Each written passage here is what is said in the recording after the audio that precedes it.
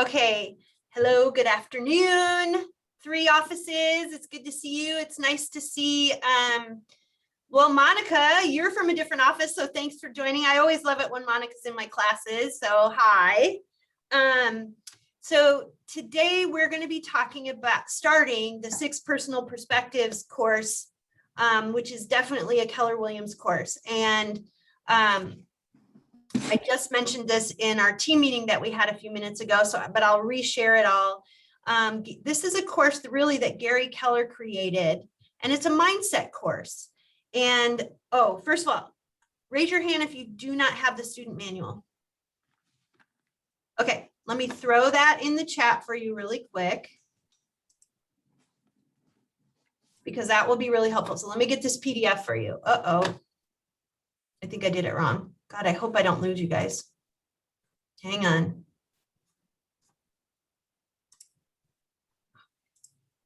All right, hold on. Let's try that again. No, why isn't it letting me? What did I do wrong? My computer. All right, let's try this again. There we go.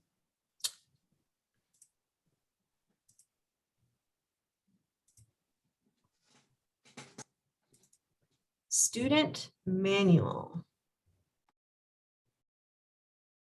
Here we go, 2021. Okay. All right, I just dropped that in the chat for all of you, so you should be able to grab that PDF.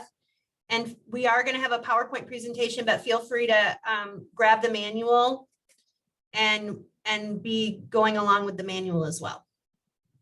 So as I mentioned, Gary Keller has probably interviewed more top agents, successful agents, than I can think of any other person, because he's written so many books, and in many of his books, he has spent a lot of time interviewing the best agents in the whole country. And what he's found in all of those interviews is that people who are highly successful have certain characteristics or traits in common that he then started calling the 6 personal perspectives. And so there are obviously 6 traits that people have in common. And so the reason that let's see, maybe I'm going to go ahead and share my screen right from, or go ahead and share the presentation from now. Share the PowerPoint.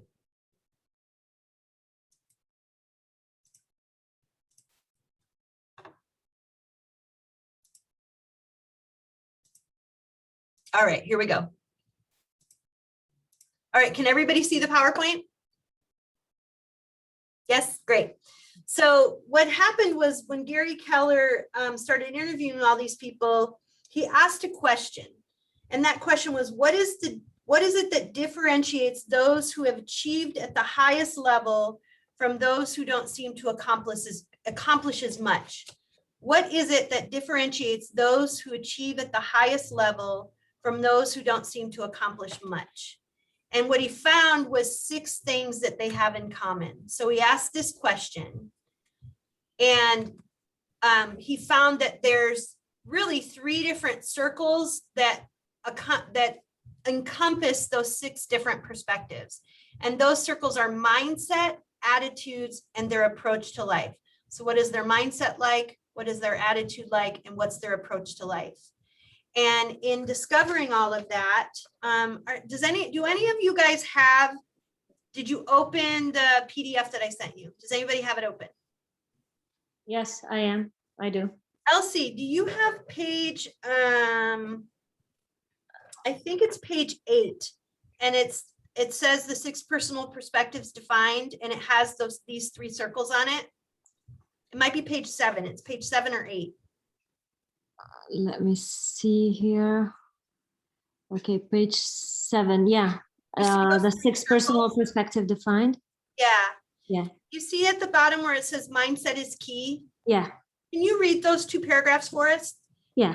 Thank you. Gary has said, when you interview the very top people and ask them what their biggest challenge is, invariably, they will tell you it is mindset. Keeping it strong, focused, and positive amid the many challenges they encounter every day on their way to the top. Gary continues, life is an inside to the outside experience. When you get this at a deep level, you realize that who you are inside determines and drives what you are outside. The very best achievers know this and therefore truly work on and protect their mindset. Thank you, Elsie. Whenever I read something like that, I always jump to pro athletes. I'm definitely a spectator and I love sports, and I jump to pro athletes who do a ton of work on mindset, and you'll see them getting ready for, I always think about the Olympics, which is coming up for us this summer. The people that have the athletes that have their headsets on before they're getting ready to compete in their event. And they're going through their mindset training that they do to get ready for an event. And that's something that this last sentence says, the very best achievers know this and therefore truly work on and protect their mindset. And so that's what Gary found when he started interviewing top agents. If they're working on mindset, they're working on their attitude, and they're working on their approach to life. And that's what he took into account when he identified these 6 personal perspectives. So you guys have this, it should be on page 9, defining the 6 personal perspectives. And today we're doing our intro, and we're going to talk about step 1. And then there's this 5 more steps after that. So the first one is commit to self-mastery, then commit to the 80-20 principle, move from E to P, which is entrepreneurial to professional, making being learning-based the foundation of your action plan, removing your limiting beliefs, and being accountable. Now, I have a question for you. When you think about commitment to self-mastery, someone tell me what they think that means.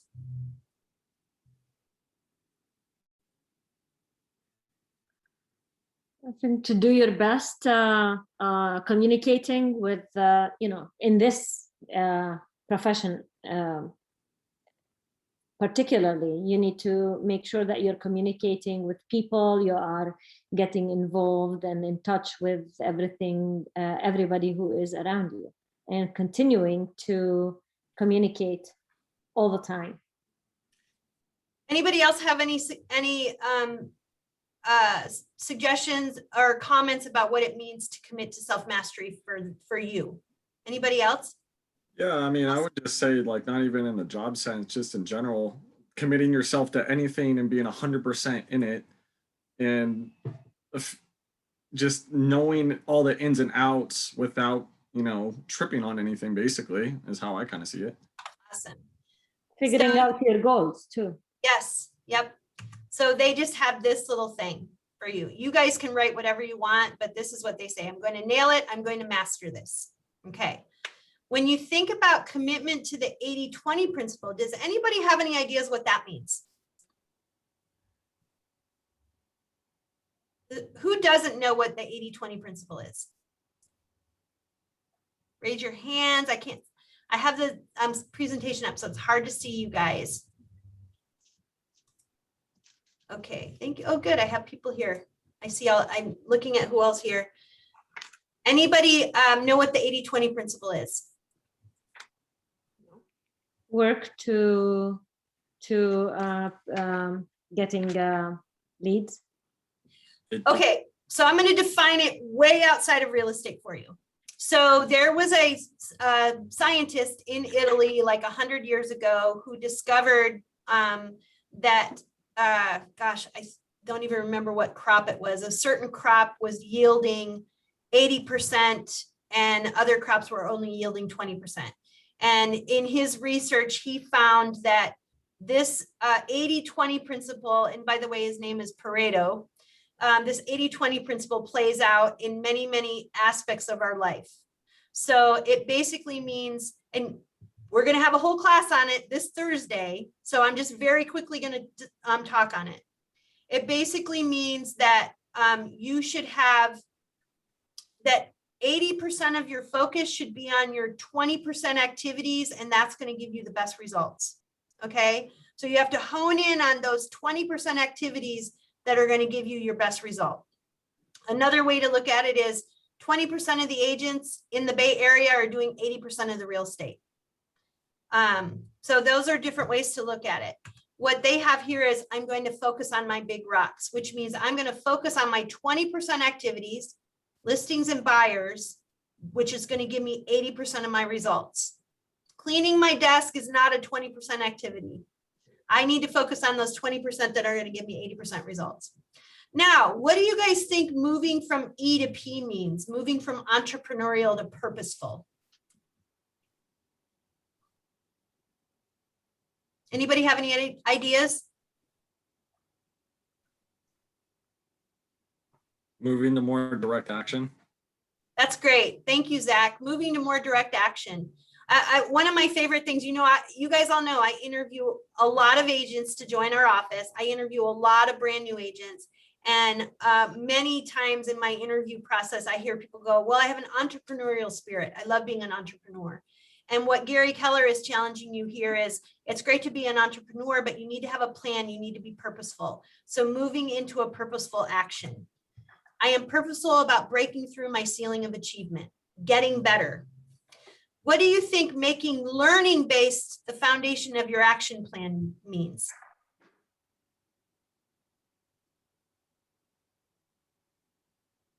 Apply everything that you learn. Thank you. Allow every experience to be a learning experience and apply what you've learned to get better. That's exactly what it means. Every experience, every time you go on the first listing presentation, the first buyer consultation, you're going to learn something. Even your 10th, your 15th, your 50th presentation, still let that be a learning experience so that you can continue to grow and improve. That's what that means. So I am willing to be taught. I always pursue learning. In every experience, I'm willing to get better. What does removing your limiting beliefs mean? In a way, self-doubt. Say it again, Zach. Removing self-doubt. Removing self-doubt. Getting comfortable with the uncomfortable. Oh, I like that. Yes, that too. I unlimit my thinking and my success. Yep. And then what's be accountable mean?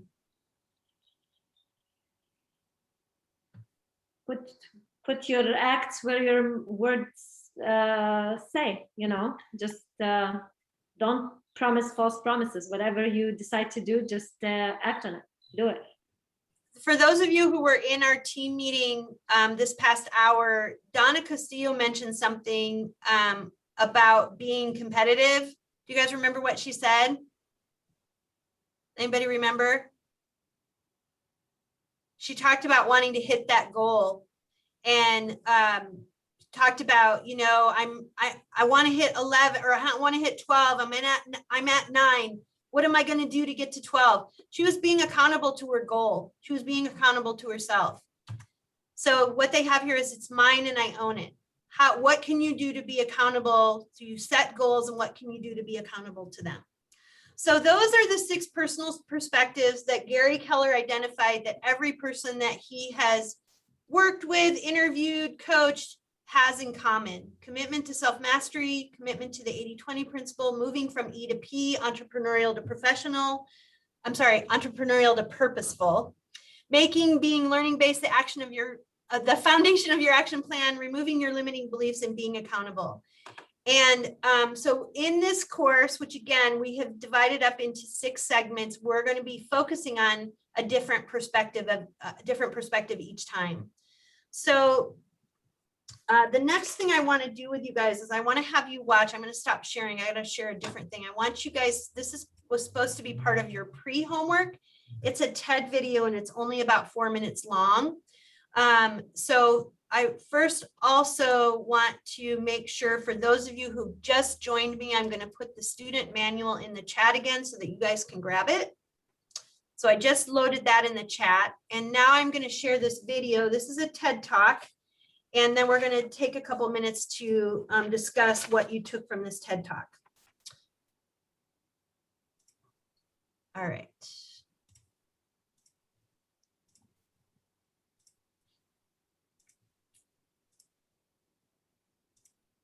All right.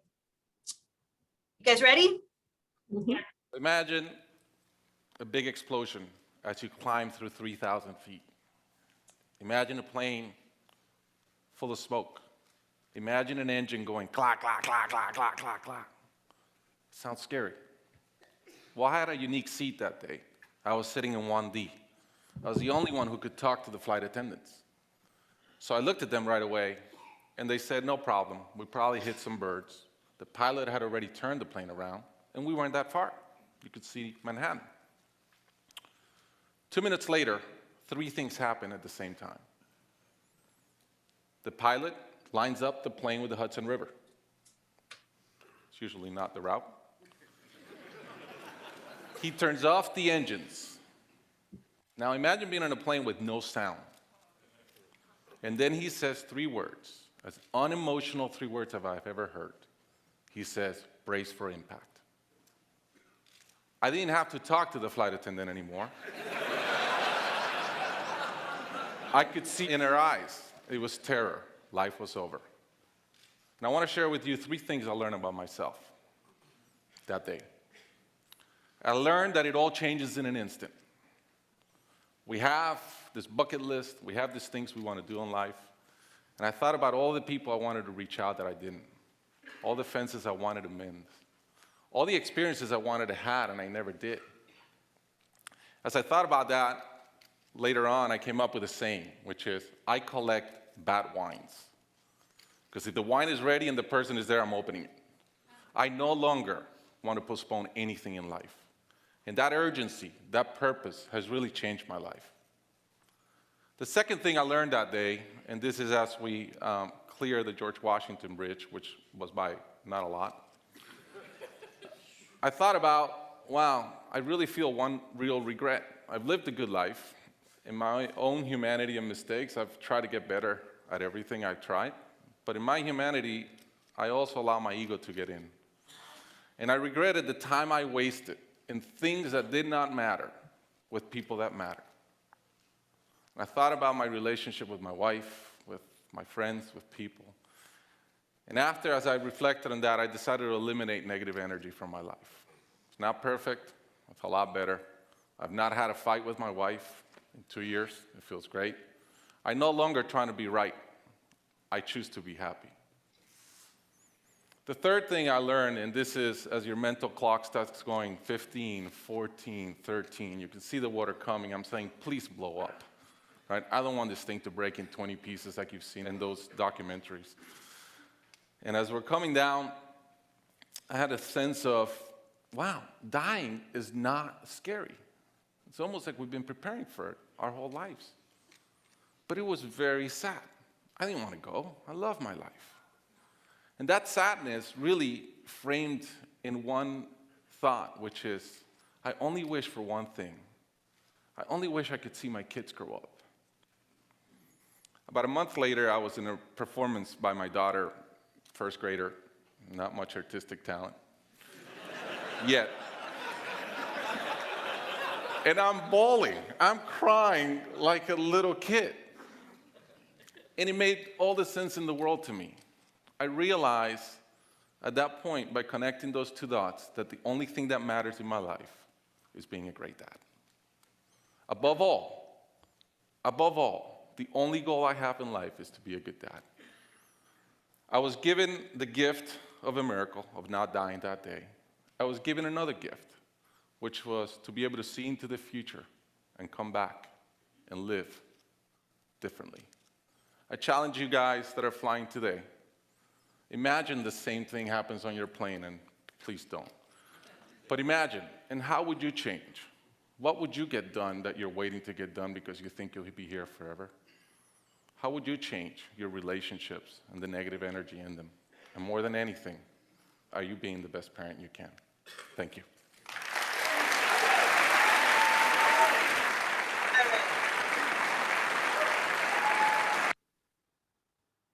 So, awesome TED Talk. How many people have seen that one before? Yes? No? It's an awesome one. And so a couple of things that stand out, and you guys should be on pages like 10 and 11, I believe right now of your workbook. Let me just double check. Okay, page 11 is where we're going next.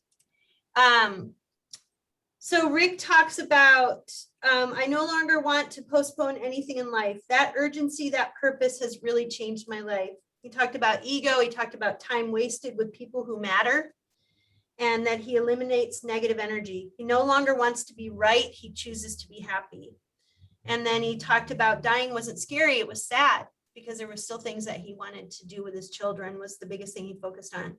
So his challenge to you, the question he asked at the end of that TED Talk is, how would you change? And this is page 11 for you guys. Let me pull up our presentation again. Actually, I want to try to look at you more.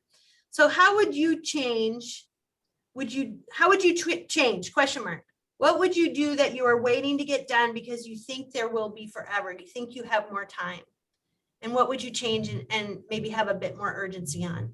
So the next thing for you to do is to write down, take a couple minutes and write down on page 11, what 3 things would you like to accomplish in your life that you haven't achieved yet? You can think of what you'd like to do, be, or achieve, like to do, be, or achieve. What 3 things? So take a little bit of time to think about that.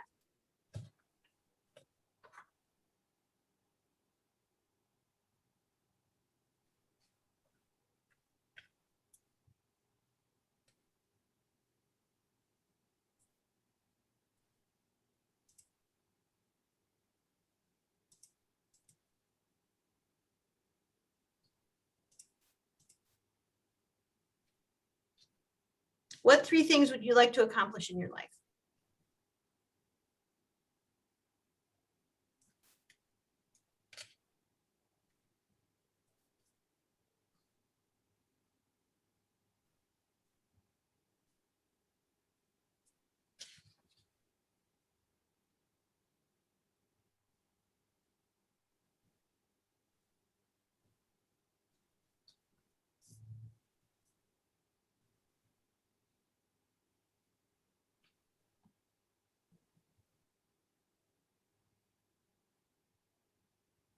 How are we doing? Monica, you done? Yes. Okay. How's everybody doing? Anybody need more time?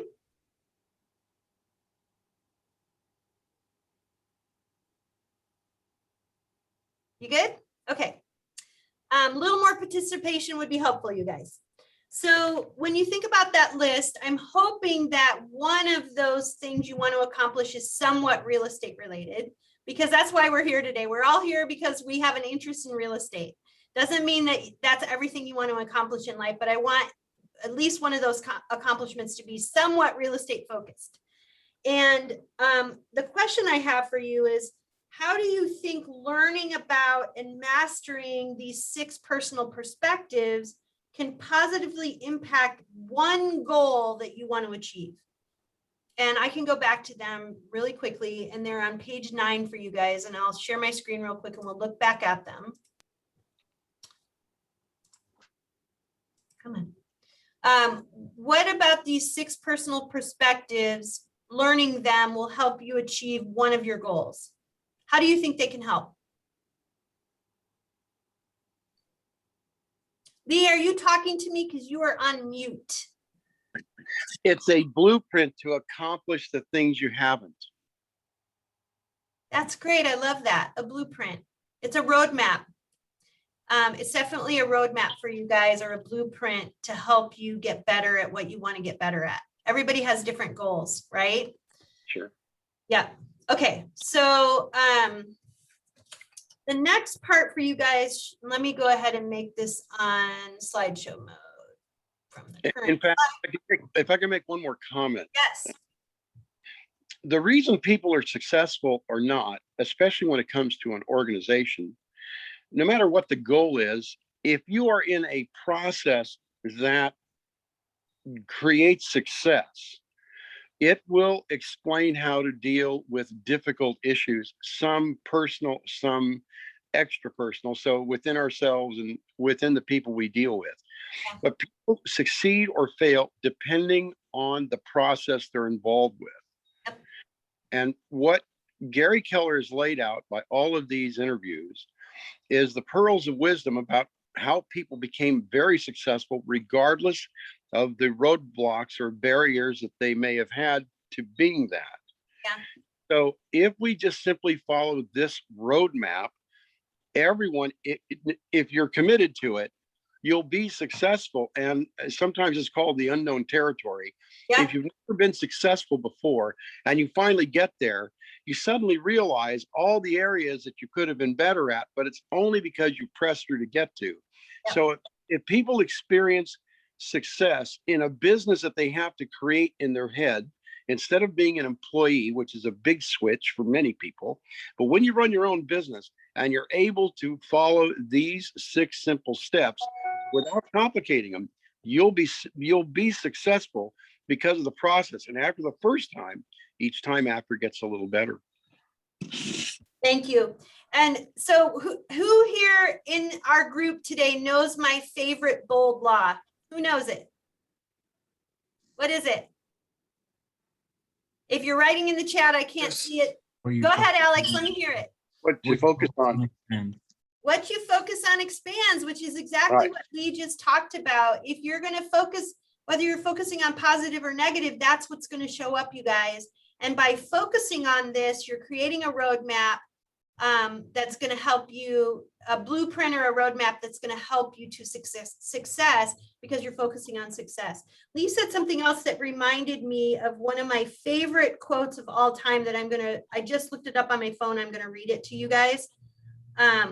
It's Henry David Thoreau quote, and I believe it's on my door here in the office. We must walk consciously only part way toward our goal and then leap in the dark to our success. We must walk only consciously part way towards our goal and then leap into the dark to our success. What that means is you don't have to know how to get there. Okay, that's the difference between a goal and a to-do list. A to-do list is something you already know how to do. A goal is something that you may only partway know how to do. And then when you focus on perspectives like this, it's going to help you leap into the darkness towards your success. And I love that quote that was written, 100 years ago, that talks to not having to know it all in order to get there. You go back to my discussion about professional athletes, Olympic athletes, they don't necessarily know how to do everything when they start, and they're always willing to push and get better. So the next part for you guys, I already asked you to do this part. What 3 things would you like to accomplish in your life?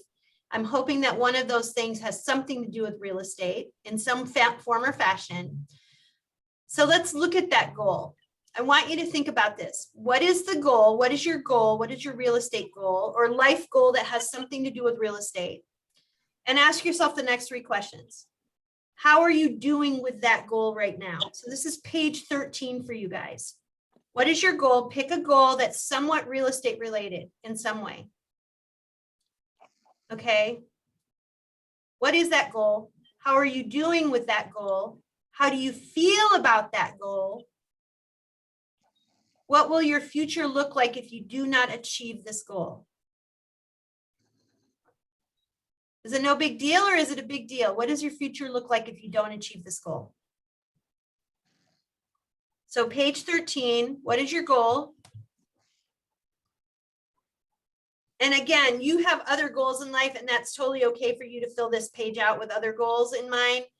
Because we're here with a real estate focus, I would love for you guys to also think about a real estate goal. How are you doing with that goal? How do you feel about that goal? Does it bring in excited feelings, negative feelings, scary feelings, positive feelings? What kind of feelings does it bring up?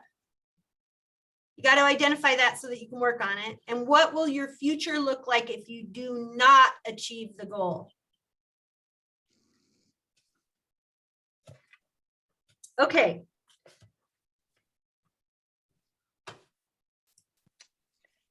Thank you so much for you guys for being here with me today. This is just the intro part, and then we're going to talk about the first perspective. What ahas so far are coming up for you on this part? Somebody share some ahas with me, please.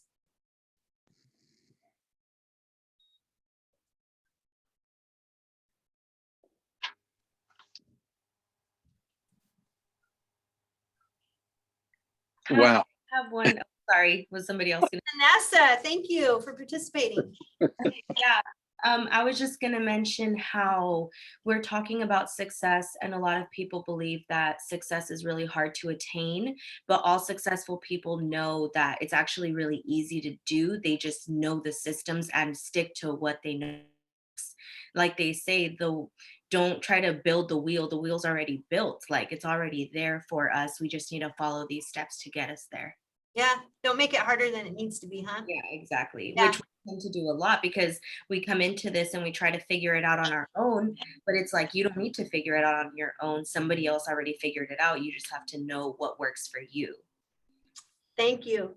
Thanks for sharing that. Any other ahas? There's one more thing. What successful people do is they know how to get unstuck. Because no matter what process someone gives you, it's not your own. So if you do the first two things and you start to fall down on the third item, what successful people do, because everybody gets stuck, they just simply know how to get unstuck. They go and get a mentor, they call somebody else, but they're persistent enough to get past that so they can get to the next challenge. The difference between successful and unsuccessful people is successful people know how to be resilient when their efforts don't result in a success or what they expected. And they need to call people and say, hey, I'm stuck. And that kind of authenticity is sometimes hard for us. The guy in the TED Talk mentioned it briefly, but I knew some really brilliant people in my time. And there was a couple of people that simply tried harder. But the ones that really succeeded, regardless of their histories, were people that when they ran into a problem, they didn't give up because they didn't have the wherewithal, the resource to do it. But they got a hold of other people and tag team them until they figured out what to do to get beyond that. It's again that new territory for many people, which is success. My favorite example of that, Lee, is just anybody who either has babies that are now toddlers, either you have one or you've been around them, and them learning how to walk. None of us would be walking these days if we hadn't started out with that not give up attitude that a toddler has, who is going to figure it out and learn how to walk, right? And we all have that inside of us. It's part of our DNA. It's all inside of us that I'm going to figure this out. I'm going to learn how to do this. I don't know how to do this yet. And I'm going to learn how and figure it out. Lee is actually, his comments are an amazing segue into self-mastery, which we're going to talk about. But is there any other ahas before I move over into that part of today's class? Any other ahas for people? Stay focused on your goal and don't let anything, vary you from reaching it. So Elsie, with that said, the third question that you were asked, let me go back to the questions. Oh, what will your future look like if you do not achieve your goal? I think those go hand in hand with what Elsie said. You got to stay focused on the goal, but we all know if it's not something that's meaningful to us, if it doesn't change our life either in a positive or a negative way, then we're not going to be that committed to the goal. And that's why that question is so important to you guys. The last question on page 13, what will your future look like if you do not achieve your goal? If your future is not, if it's not really going to change your future any, are you really going to work that hard towards it? Not necessarily. No, not necessarily. Mm-hmm. Any other ahas for people? It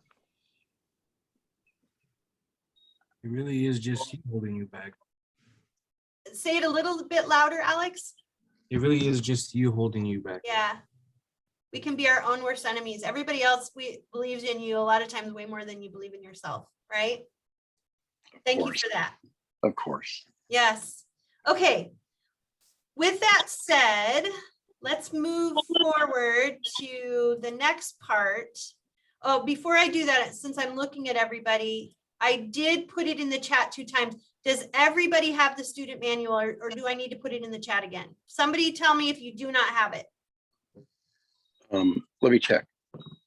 It's in the chat. I put the PDF that you can click on the PDF and download it. I'm not seeing anything in the chat. Okay, let me do it one more time.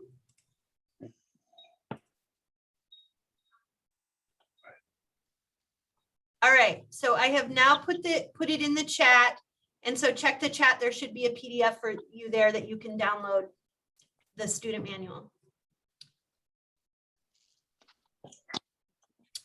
Okay.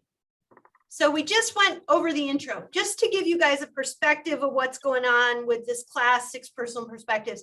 Now we're going to transition into talking about the first perspective. We talked about our ahas. Now we're going to talk about commitment to self-mastery. Okay. So I'm just going to read a couple things for you. And you guys are probably on page 8 or 9. Oh no, slide 8 or 9. What page are you guys on? Commitment and self-mastery is 16. Thank you. Page 16. It's a little bit different than the slideshow. Okay. I'm just going to read a couple things. High achievers understand any endeavor they choose to undertake is going to require them to master a certain number of things, including themselves. When you commit to self-mastery, when you commit to achieving self-mastery, you know your goals, you know your strengths and weaknesses, and you know how to work with both to seek and master the necessary knowledge, skills, and habits to reach your goals. When you commit to achieving self-mastery, you 1, know your goals, 2, know your strengths and weaknesses. We all have them. And 3, know how to work with both your strengths and weaknesses to reach your goals. Okay, self-mastery is the possession of great knowledge, skills, and habits that you make you the master of, that make you the master of you. Only when you have achieved self-mastery can you then develop and achieve mastery of a topic or task of your choosing, because you know where you can best utilize your strengths and where you need to bolster your weak areas. What's the key word in commitment to self-mastery? What's the key word? Self. Yes, thank you, Alex. The key word is self. You can't master anything else until you work on mastering yourself first. Figuring out what your goals are, knowing what your strengths and weaknesses are, and knowing how to work with both your strengths and weaknesses to reach your goals. So the key in this step is self, the key word. Commit to mastering yourself first. The possession of great knowledge, skills, and habits that make you the master of you. That's what self-mastery is. Okay, so mastery is the possession of great knowledge, skills, and habits that make one the master of a subject. So first it's mastery of you. And then when you're working on that, then you can work on mastering a subject. So they talk about a book here. Actually, there's a quote, and I think the quote for you guys might be on the previous page. One can have no smaller or greater mastery than mastery of oneself. I'm in the middle of teaching class, Salo. Nice to see you. One can have no smaller or greater mastery than the mastery of oneself. Leonardo da Vinci. Love that. All right. In this book, Outliers, who's read Outliers? Malcolm Gladwell. Amazing. Amazing, amazing. Such a good book, you guys. It's also a great book to listen to in your car. Such a good book. So he says in the book Outliers, one of his quotes, in the book Outliers, author Malcolm Gladwell claims that the key to mastery in any field is roughly 10,000 hours of practice. A commitment to true mastery will not be achieved by taking a class on the subject or even reading a few books about it, but rather by repetitive practice. In other words, time on task over time. Time on task over time, 10,000 hours. We talk about it all the time at Keller Williams. If you guys have heard, what are the amount of hours that you need to have achieved mastery? 10,000 hours. I go back, I think about people like Michael Jordan. I think about Michael Phelps, all these Michaels, all these athletes that are the best in their field. Oh shoot, Simone Biles. I mean, there's so many of them out there. The gymnastics gals were just on TV, I think last night for USA Gymnastics. It was really amazing. And man, they put in way more time practicing, right, than they do in their event or in their game. There's way more time practicing to get to that level of mastery so that they can be the best they can be during the game. Does any ahas on that? Anybody have any thoughts on that right now before I move forward?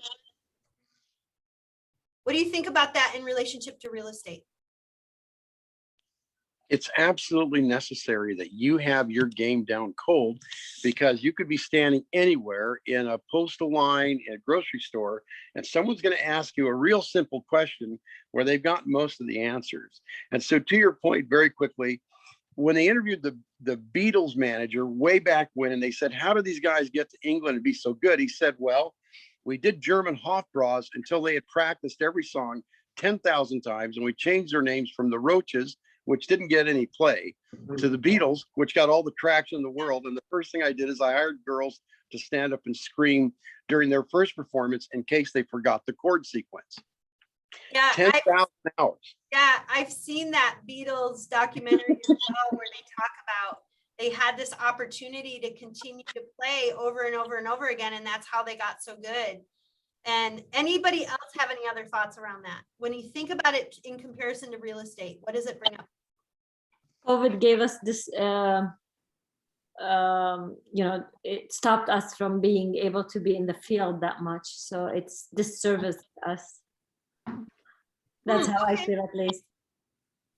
Okay, there was a lot of real estate sold in the last year though, Elsie. That is true, but for new agents, they didn't get to be physically in the property, seeing how the process is, how things are done, personally. Okay. For me, That's one of those things that now you've recognized that, and now that we're opening back up a bit, that's going to be something that you can get out there and view properties and that sort of thing. Mhm. Yes. Okay, great. So that's going to end up being one of your goals then. Yeah. So any other thoughts in relation to real estate, how this shows up for you?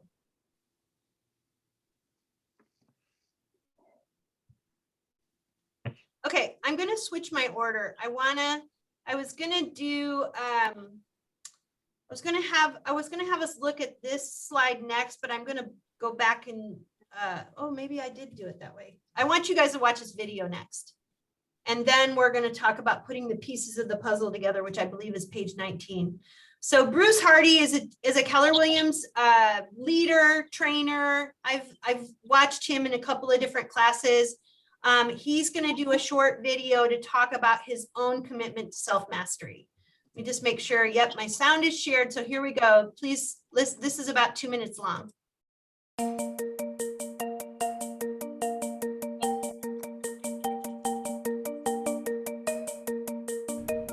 G'day, I'm Bruce Hardy, and I'm committing to self-mastery. You know, this is one of the main 6 perspectives that I think we all need to focus on, particularly if we want to take our business and our lives to the highest level. You know, when I was younger and lived in Australia, a good friend of mine was a black belt in karate.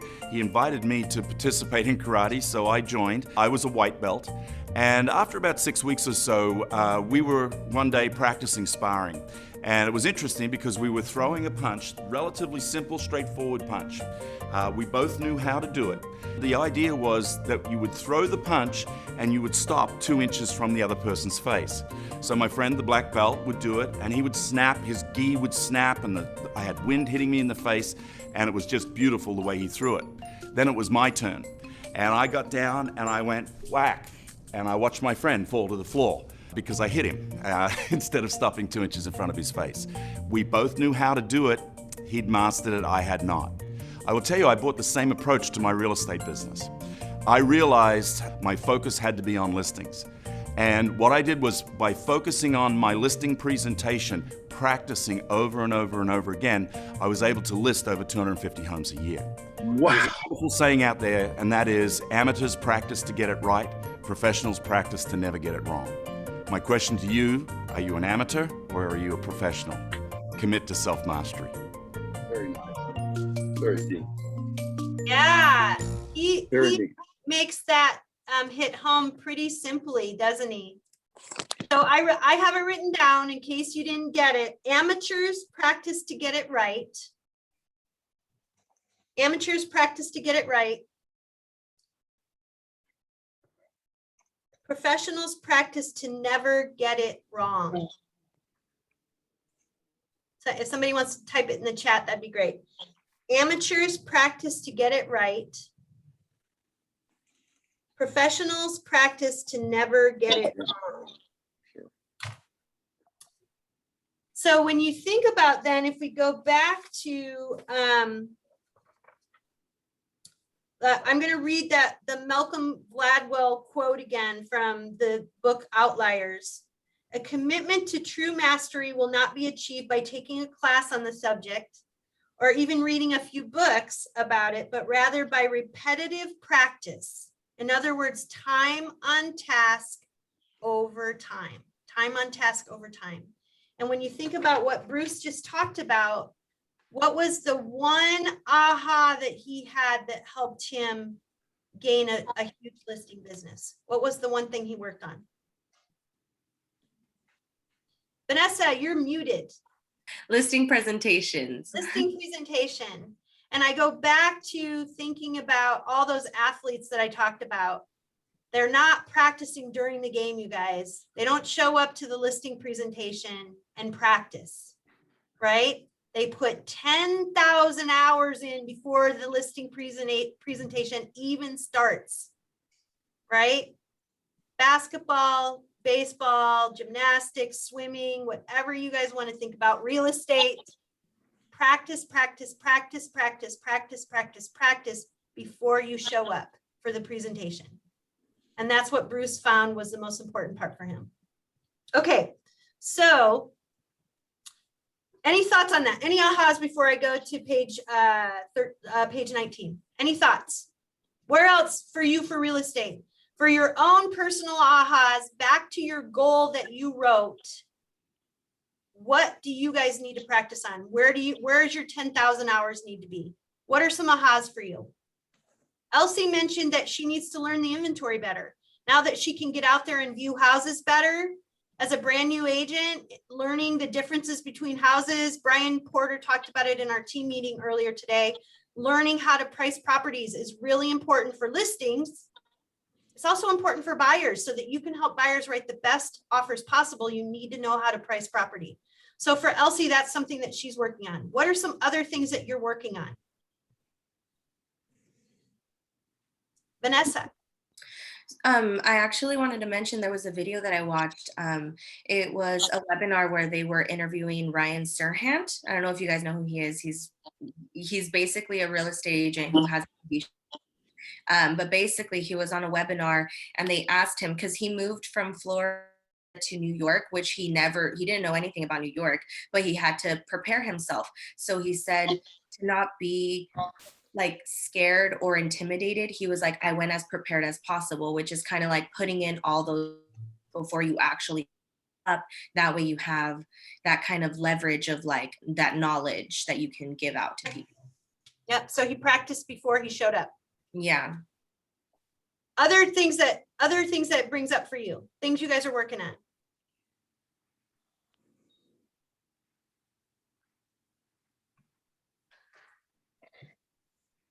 Alex, you're doing scripts practice every morning, right? Yeah, I'm doing them every morning with Renee. It was something that I always wanted to do, scripts, and now that we're kind of somewhat all together now, or getting there, I want to do this in person, like listing practice. It would be pretty cool. Yeah, a couple of things I would mention about that. First of all, every profession has a script. Your mechanic has a script. Your hairdresser has a script, your doctor has a script, your dentist has a script. Every profession, every professional, you get your nails done, your toes done, whatever it is, they all have a script. They ask the same things over and over again. And we have a script too. Flight attendants, all those different people, they all have a script, okay? Waiters, waitresses, all have a script. You guys have a script too. You have to get good at your scripts so that you know how to answer questions, how to handle objections, how to come across professionally. So when you're doing your open houses, everything in front of buyers, in front of sellers, you've got to practice those things. And Alex just mentioned buyer consultations, listing presentations. I want to give you guys a recommendation for that I felt was really key in my business when I first started. Practice on your best people. Don't just practice on another realtor. What I mean by that is Alex and Edeline, for example, could get together and practice their listing presentation together. They could get together and practice their buyer consultation, but they're both realtors. And so they're hearing it from the perspective of a realtor. When you practice on your spouse, I practiced on my best friend. I practiced on my mother-in-law when I first started in real estate. I did my listing presentation for my mother-in-law at her kitchen table, and I let her get really tough with me. And I was like, wait, cut. I don't like how I said that. Rewind. I want to say that part again. And I was able to do that with her and get better and better at it. Practice on my best friend and her husband. I practiced on people out there in the field who are consumers who could ask me questions from the perspective of a consumer. When you practice just with other realtors, the other realtor is thinking about how they would do it differently or the same. They're not thinking about it in the mind of a consumer. So it's really important for you to practice on people you know. Second reason why this is important. Those people then become your cheerleaders. They're like, wow, Alex, wow. He was taking this business so seriously that he asked me if he could practice with me. And then when they start talking about people about real estate, they're like, you know what? You need to talk to Alex. That guy is working so hard and he's got this company that's putting him through this training. He's taking this profession very seriously. All of a sudden, those people you practice on become your cheerleaders and they want you to succeed and they start telling other people to work with you. Practice on people out there in the field. Don't just practice with other realtors. It's a huge key thing that I have to mention to you. And the biggest word in that is practice. Right, Alex? The biggest word is practice. Yes, You ma'am. guys you don't show up to the game practicing. You show up to the game ready to play. Okay, right? Definitely. Okay, so let's look at, okay, I'm gonna ask, is there any more ahas that came up for you guys around this? That's exactly what my coach would say. So you can't show up to the game practicing. So Yep. Pretty cool, isn't it? Yeah, pretty cool. Good, I love it. Amateurs practice to get it right. Professionals practice to never get it wrong. What's the difference between those two mentalities? You're a professional, right? Different levels. Different levels. You're practicing so much that it's not just about getting it right, it's about not getting it wrong. The goal is different. Mm-hmm. Yeah. I think the motivation is different too. Right? It's different. You're going in there. Wait, I didn't hear that last comment. What was the last one, Monica? The attitude is different. The attitude is different. The motivation is different. The person who never wants to get it wrong they're walking into that listing presentation and they know they're going to get the listing. The mindset is completely different. Mindset's completely different, which is what we're focusing on. Mindset, 6 personal perspectives, and the self-mastery of it. You're practicing to never get it wrong. You know you're going to walk into that listing and get it. One of my agents just said the other day, oh, I go to a listing appointment, I'm going to get the listing. What kind of confidence is that, you guys? The best. Do you have that confidence? And you believing in yourself is the first step, because if you don't believe in yourself, the other person isn't going to believe in you. Yeah. Okay, what if you don't have that confidence yet? That's okay. Some of you guys are very new in our class today. What do you need to do if you don't have that confidence yet? Practice. Ah, love it. You guys all get A's. Good job. Okay. Let's go back to the slideshow and let's put some pieces together. So this should be page 19, maybe page 20 for you. Does your page 19 have some writing in the puzzle pieces? Yeah. Nice. Okay, good. That's where I want you to be. So put the pieces together to achieve self-mastery. First, you got to have your goal. Okay, so I asked all of you guys, they gave you an example of a goal on page 19 here, but I asked all of you to have a goal written down. So the example goal on page 19 is master prospecting. It could be mastering the listing presentation. It could be mastering scripts, mastering the buyer consultation, mastering an open house. Prospecting is a form, open house is a form of prospecting. So your goal is to master prospecting. The next step is to identify your strengths and weaknesses. Okay, so on your puzzle pieces, a strength here is an example is I'm good with people. That's a strength of mine. A weakness is I'm uncomfortable bringing up business. So when I think about that in the form of prospecting, maybe I'm calling my best people, my sphere of influence. And we call for care calls, right? We call our best people to call and check in. Hey, I haven't talked to you in a while. I hope everything's going well. Hey, Lee, can you and I role play this together really quick? Do you mind? Sure, sure. Hey, Lee, it's Laura. How are you? I'm doing fine. How are you? I'm good. Hey, I just been thinking about you lately, Lee. You know, it's been a crazy year and I know we haven't talked in a month or two. I just want to check in and see how you're doing. Actually, the family's doing very well. Good, good. I'm so glad to hear that. What do you have plans for the summer? What's going on? Actually, we're going to try and go to Hawaii now that we can go back. Yes, awesome. That's so great. That sounds like a great plan for the summer. You got any other things going on for the summer?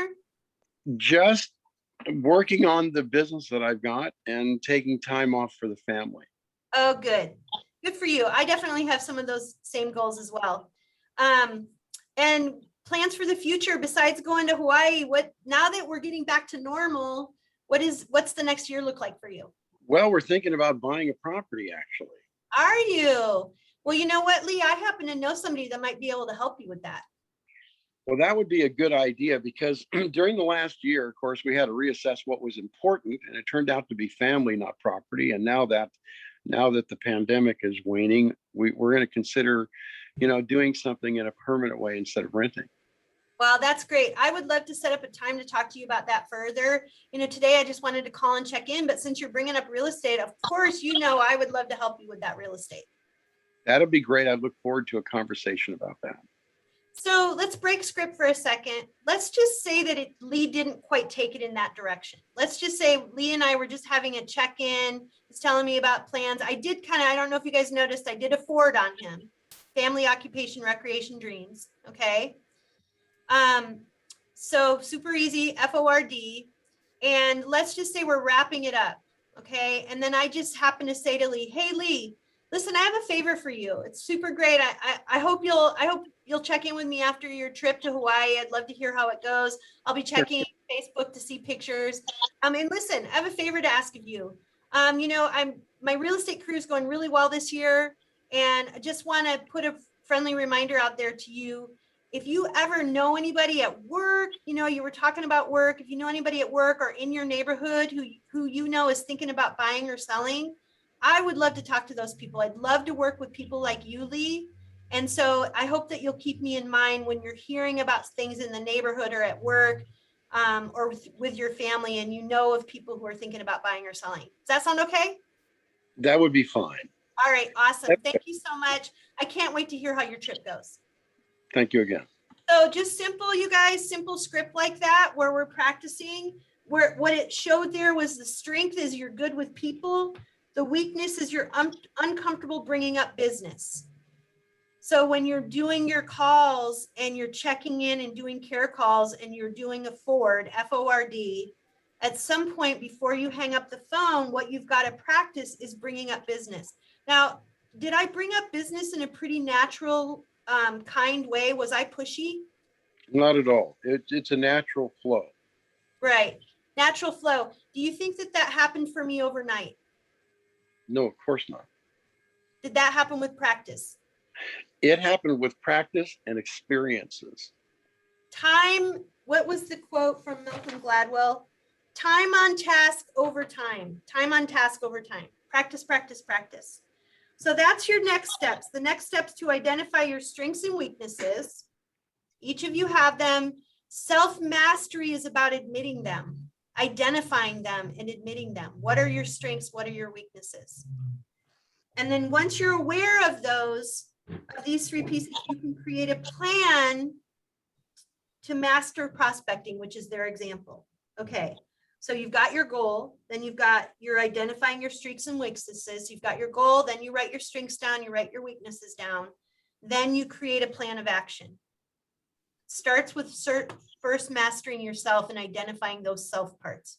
And then their plan here that they're recommending is to practice scripts, take bold or other classes that we offer, and call your sphere of influence. Look at that. There's your plan. with that said, are there other suggestions that you guys have that you're thinking of that might be in addition to prospecting?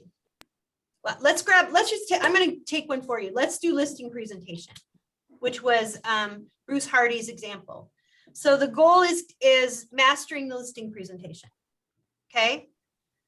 Let's name some strengths. You guys shout out some strengths that you have. Vanessa. I'm like trying to unmute myself. One strength that I have is public speaking. I'm a really good public speaker, so talking is very natural when I practice. So like in school, if I ever had to do a presentation or communication class, like speeches where I could do that. Now, what's one weakness that you have for a listing presentation? My for a listing presentation. Yeah, my scripts. I haven't nailed down the exact scripts that I know that work for me. Okay. Like I have all these like examples that I could use, and I kind of read through them, pick and choose what kind of works for me, but then I just have to master that. Okay. All right, now somebody else. Give me one. Who else wants to go? Thank you, Vanessa. Who else would like to go? Adeline, you joined us, I think, a little bit later. Did you get the manual? No, I didn't get to. Okay, let me put it in the chat one more time for you. Okay, it's loading. Who else would like to go? Who would like to, we're talking about listing presentation. Who wants to go? Raise your hand. Clara, will you go with me? Will you go? Yeah. Okay, what's one of your strengths for a listing presentation? I know how to study the clients. Like I pay attention to what they're doing and where they're going. Okay, I'm just gonna write study the clients. Thank you. Sure. And what's something that you still work on with listing presentations? Something that I would say scripts probably. Okay. You have to really master those. Okay. Let me get one more person. Somebody else raise your hand that you're willing to play with me.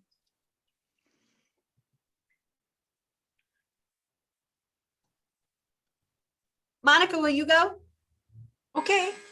What's one of your strengths for listing presentations? I'm a very good listener. Good listener. All right. Now, what's one of the things you need to work on? Script, definitely. Okay, I'm going to add one more because everybody's saying scripts. How about comps? That's always one of my struggles is comps, CMAs, making sure I know what the pricing is going to be. So let's just go ahead and add that one as something that we all need to work on and get better at. Okay, CMAs or comps. For me, my whole selling career has all been in Santa Cruz, and Santa Cruz is not cookie cutter at all. Every house is different. Every neighborhood is different from one end of the street to the other. You could have $4 million difference in a pricing of a property. And so comps for me was always one of the things. I'm 20 years in the business, you guys, and I still feel uncomfortable about comps. I second guess myself. And so I put a lot of preparation into them. Okay. So that for me is another one. So we identified some strengths: public speaking, studying the clients, being a good listener. We identified some weaknesses: scripts, CMAs. Are there any other weaknesses you guys would throw into the listing presentation part?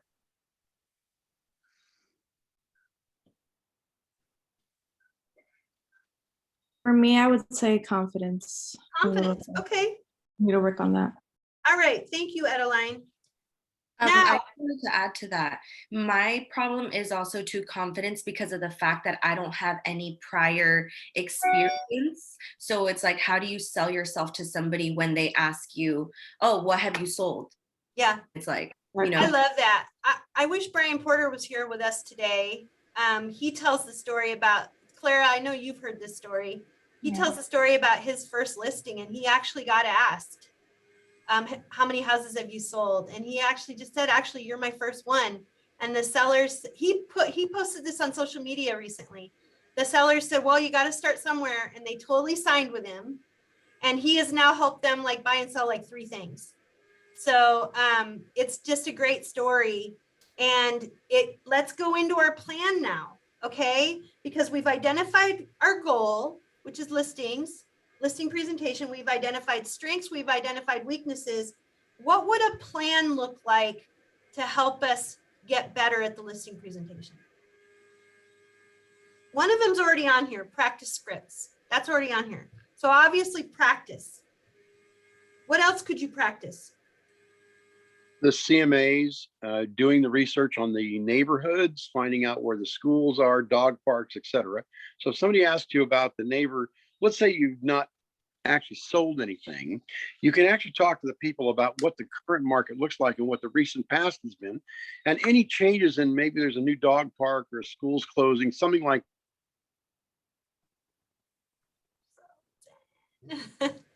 I think we got the gist. We lost him. But yeah, that's so studying the neighborhoods. So researching and studying the neighborhoods, researching the CMAs, that's another practice thing, right? What else would go into your plan of action? Any other ideas? Making sure to have vendors needed to make that property up to date and looking great to sell. Yeah, your list of vendors. So I would also, I think, add to that, Elsie, your actual presentation itself. We've got presentations with Michael Lewis Marketing Suite. We've got presentations with Command.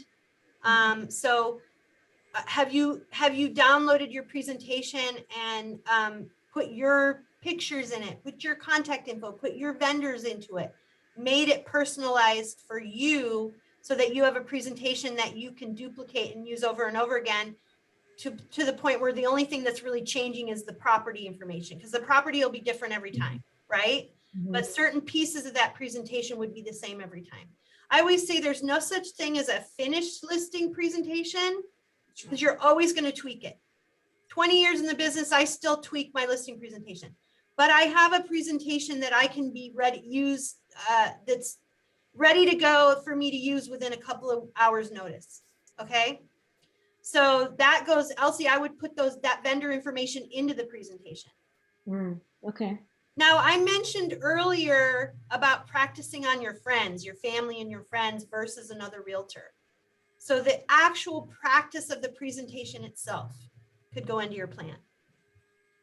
We talked about practicing scripts, practice the presentation, research the CMAs, get your list of vendors together and your actual presentation together. How about any classes that you might take? Are there any classes that might be a part of your plan? You know how to fill out the listing paperwork? Yeah, so when I took Bold, they actually had a listing video that I've been looking at and studying and kind of, taking from it. So it was a really great resource. Adeline, what's your next steps? You've been watching that listing video. What's the next step for you then in your plan? Well, I mean, just practicing it with someone else and perfecting my listing presentation and my, the actual listing presentation itself. And your scripts, right? What you actually say. Yeah. Definitely. Awesome. So you took a class like Bold and you want to take classes on how to fill out the paperwork. You want to work with your coach or your mentor to make sure you're filling the paperwork out correctly. So that could be a part of your plan, right? Other classes that we offer. Is there anything else that you guys would add to the plan?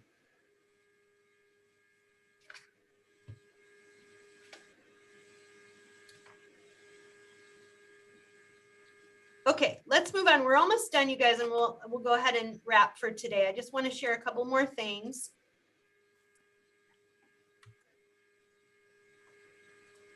So step 1, commit to self-mastery. Achieve goals through self-mastery. List 3 obstacles you think might hinder your achievement of the goal you wrote.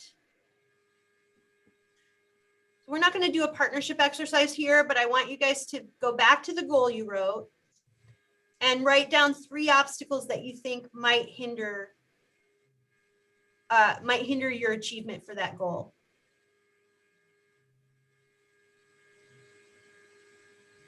Those are kind of your weaknesses, right? for your goal.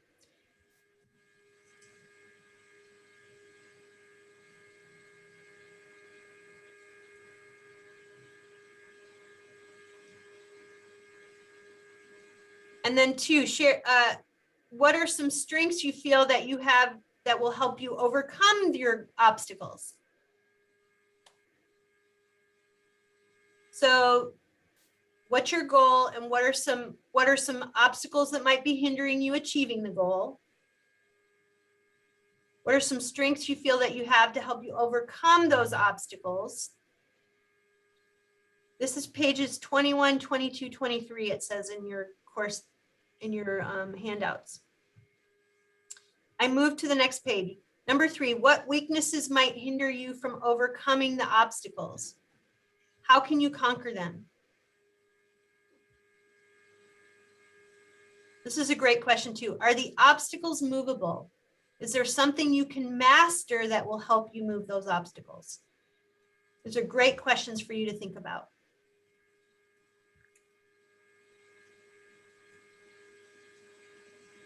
Now remember, I'm going to move back. We'll go back and forth a little bit. We're talking about committing to self-mastery. This is about you mastering yourself. So working on yourself so that you can master something else. And these are 4 questions for you to think about. You wrote a goal down, a life goal. So in order for you to achieve that goal, you have to master yourself before you can move on to mastering a topic. List 3 obstacles you think might hinder your achievement of the goal. So that's self-realization, right?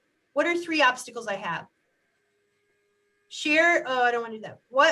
What strengths you feel you have that will help you overcome each obstacle? So what are some strengths you have that you can help overcome the obstacle? 3, what are weaknesses that might hinder you from overcoming the obstacle? So your strengths and your weaknesses. How can you conquer those weaknesses? What can you do?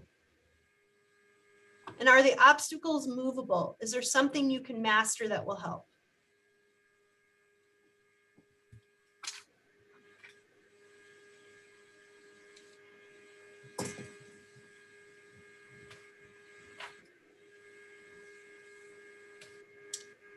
Okay, do you guys need more time?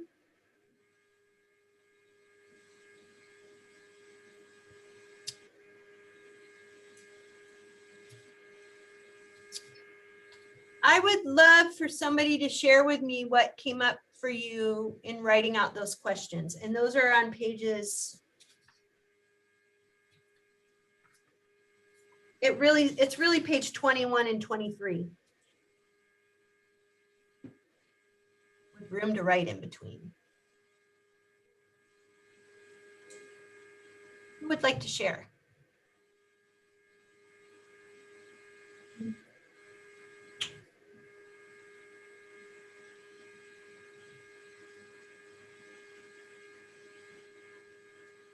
Alex, do you mind sharing a little bit?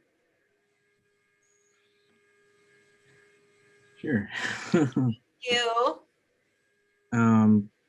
So sorry, can you repeat the clause in writing? Sorry. Oh, am I not giving, I can wait a few more minutes if I'm not giving you guys enough time. You guys ready yet? I'm sorry. I can give a couple more minutes.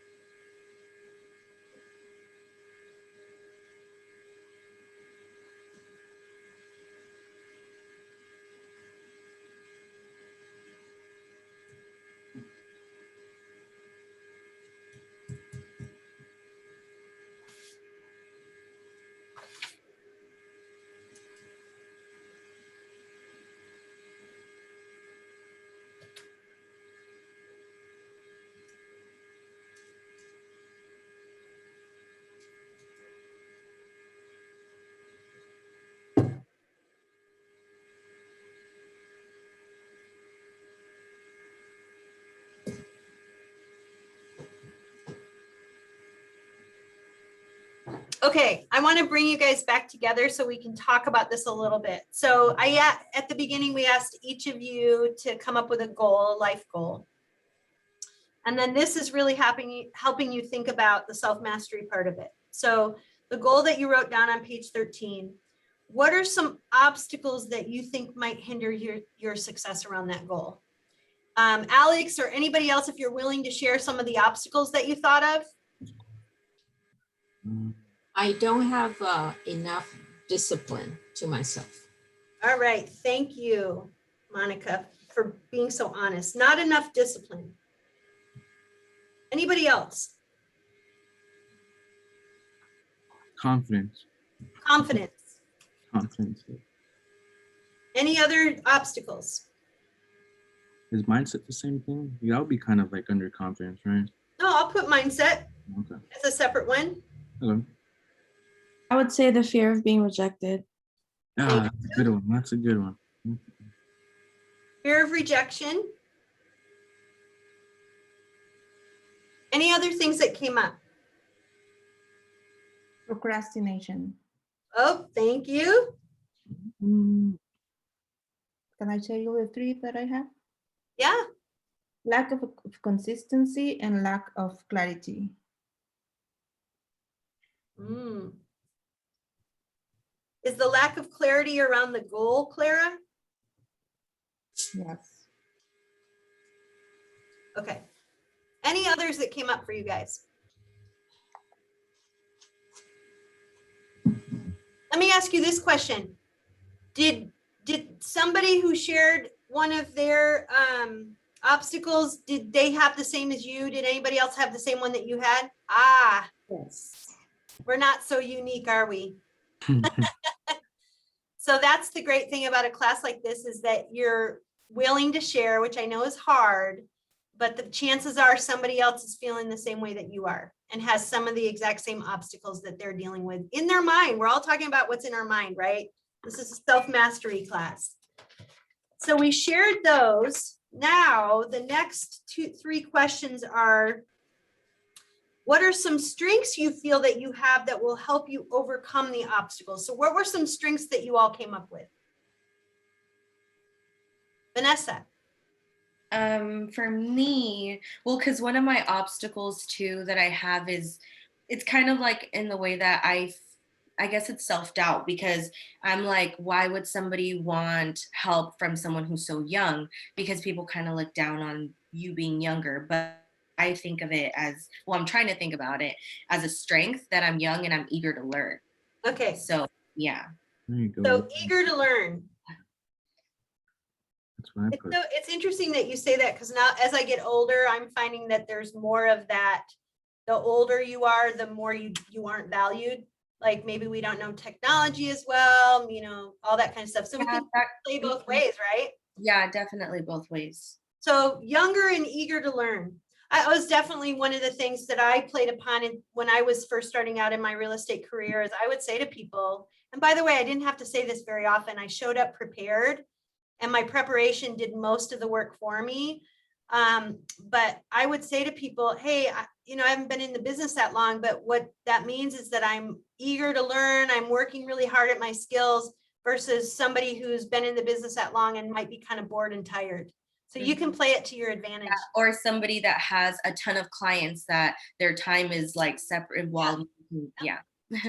What else did you guys come up with that could be a strength to overcome your obstacles? I would say that I have a great deal of optimism. All right.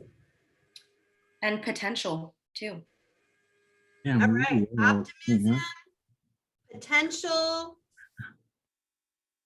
What else?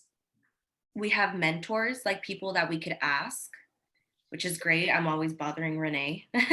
Mentors, coaches, you work for a company that pours into your learning, that we even have a class like this shows how much this company cares about everybody learning and improving, right?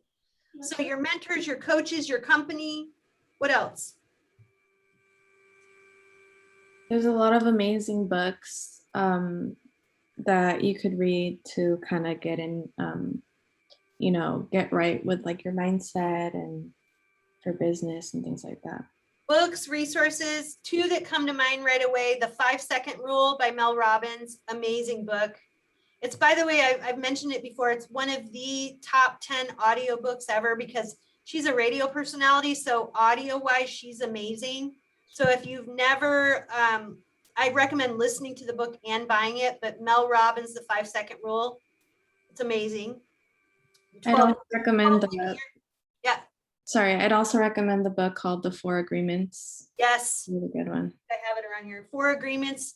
The Greatest Salesman in the World is another great book. The 12-Week Year is a great book. So lots of resources, right, Adeline? Yes, definitely.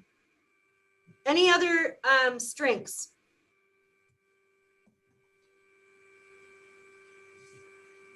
Okay, what weaknesses might hinder you from overcoming the obstacles?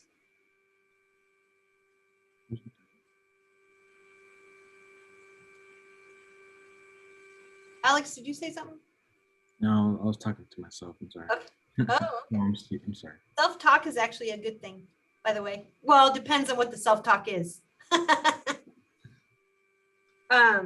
They say that people who talk to themselves and people who have a messy desk are a sign of higher intelligence. You ever heard that? I've heard that, yeah. I have both. What are weaknesses that might hinder you overcoming your obstacle? Well, like I said before, I just got to work on my confidence. Okay. Yeah, like my self-doubt. Yeah, exactly. Limiting 'Cause beliefs. if you think about it, nobody's doubting us but ourselves. You're in your own way. And it's like, ugh. Yeah. Self-doubt versus self-mastery, right? When you go back to those master athletes, Olympic athletes, do you think they deal with self-doubt? Probably. All the time. Yeah. That's why they listen to tapes, they listen to things that are helping them get past that. Yeah.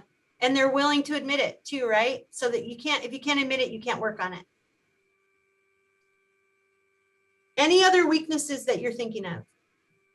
I think a lot of what I'm hearing when I hear confidence, self-doubt, my fear of rejection, lack of consistency, lack of clarity those are all practice, right? They all go back to that word of the 10,000 hours of practice, time on task over time. I think it also goes back to a big why. Why is this important to you? There was another obstacle was not enough discipline. Is it important to you? If it's important to you, what is your plan to make it happen? Do you have a deadline? Do you have a SMART goal, SMART? I'd say one of my weaknesses also is planning. Okay, I start planning my days a little better. That's I did in awesome. the beginning, I just stopped and I got to get back on track. Okay. Thank you for that, Adeline. And do you have resources available to you for that? Yes, for planning my days, yes. Okay. So that goes to the next question. Are the obstacles movable? So like what Adeline talked about, planning, it's movable, right? You can do something about that. Yeah. So the question is, are the obstacles movable? Utilizing your strengths and being aware of your weaknesses, what is your plan to get around or over those roadblocks, those obstacles? Is there something you can master that will help? So let's start with the first obstacle I wrote down, not enough discipline. Is that movable? Can you get around it or over it? Yes. And how could you do that?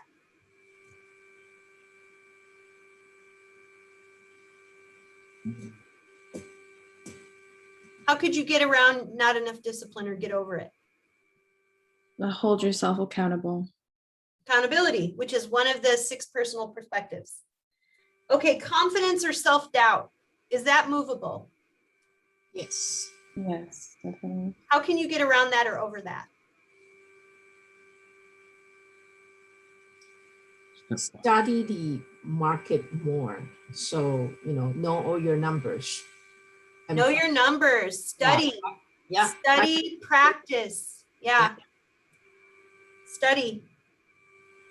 The next one's mindset.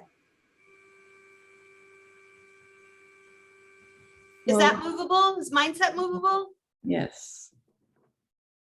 How can you get around that or over it?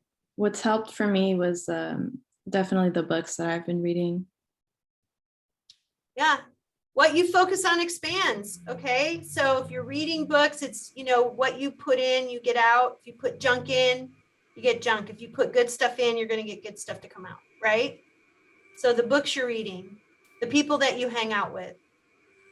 Have you ever heard the saying, if you're the smartest person in the room, you're in the wrong room? Yeah. So always being in a room where you can keep learning. Fear of rejection, is that movable? Yes. How do you get around fear of rejection? Just keep getting rejected. Say that again. Say it, Alex, again. Keep getting rejected over and over again until you're used to it. I guess, I don't know. I would say don't think of it as rejection.